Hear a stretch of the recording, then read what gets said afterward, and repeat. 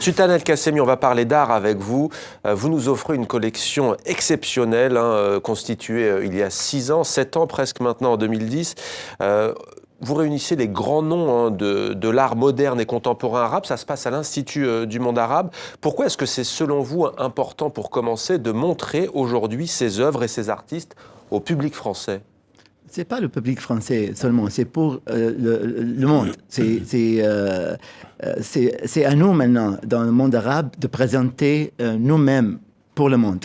Alors, spécialement en 2017, il y a beaucoup de choses qui passent qui ne sont pas bonnes pour nous en Moyen-Orient. La guerre, oui, notamment. La guerre. Et il faut qu'on fasse quelque chose pour changer cette image.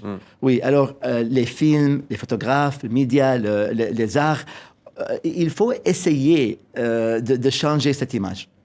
Comment est-ce que vous expliquez justement qu'aujourd'hui, en 2017, il y a encore tous ces clichés qui sont associés au monde arabe Ouais, alors c'est moitié notre faute et c'est moitié la faute de l'Ouest. Pour moi, il faut qu'on fait quelque chose. Pour moi, je suis petit collecteur des arts arabes. Et vous avez dit, qu'est-ce que je peux faire moi pour changer cette image ? Oui, exact.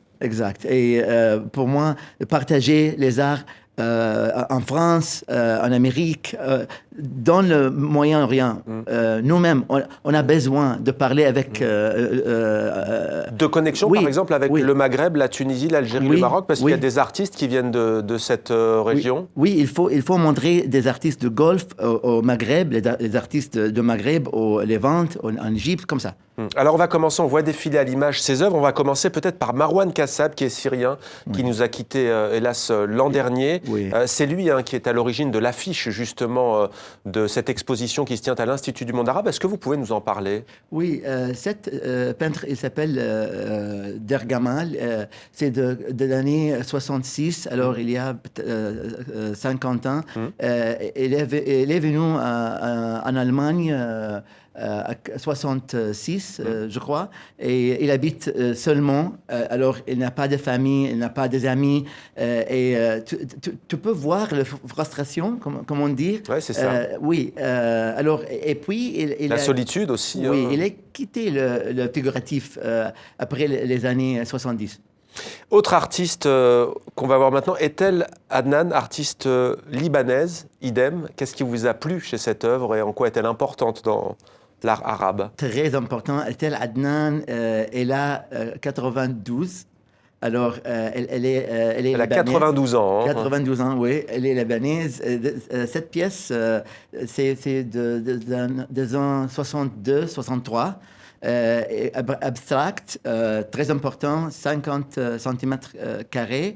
Elle habitait en Californie, au Liban, en France. Elle est un poète aussi. C'est une poétesse. Oui. Alors, Ito Barada, artiste marocaine, et Kader Atia, artiste algérien. Commençons par Ito Barada, la marocaine. Qu'est-ce qui vous a plu chez elle ? Oui, Ito Barada, on peut le dire, oui, on peut le voir. On va la voir, alors, vous l'avez devant. C'est une pièce qui, elle est trouvée, le cahier de téléphone de sa grand-mère, et c'est quelque chose de très personnel, parce que c'est comment on peut souvenir des numéros de téléphone. Ouais. Alors ici, sa grand-mère veut faire téléphoner à son petit-fils. Oui. Petit-fils, alors ouais. c'est comment on peut réfléchir, c'est comment on peut souvenir les numéros. Un moyen mémotechnique pour avoir le numéro de téléphone. C'est personnel à chacun. Oui, c'est personnel et c'est intime. Joli, ça. Oui, c'est joli. Une réaction d'ailleurs peut-être à tous les deux justement. On va parler de la France et du Liban avec vous à travers le théâtre, Julien Bouffier. Sur cette connexion justement entre les mondes arabes, qu'est-ce que ça vous inspire, ce que vient de dire Sultan El-Qassemi ? Moi, j'essaie de faire le trait d'union un peu de la même manière. C'est-à-dire qu'en tout cas, le point de vue soit pas le point de vue forcément occidental. Ouais. Qu'en tout cas, le point de vue occidental soit évidemment interrogé. Il y a une amélioration parce qu'il y a de plus en plus de festivals, il y a de plus en plus de connexions artistiques.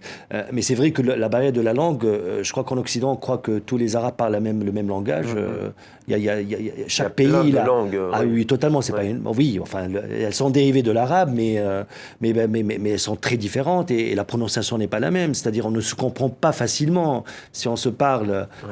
Moi, le tunisien, lui, l'émirati, c'est ça. Eh bien, vous parlez en français. Oui, on se parle en français pour se comprendre.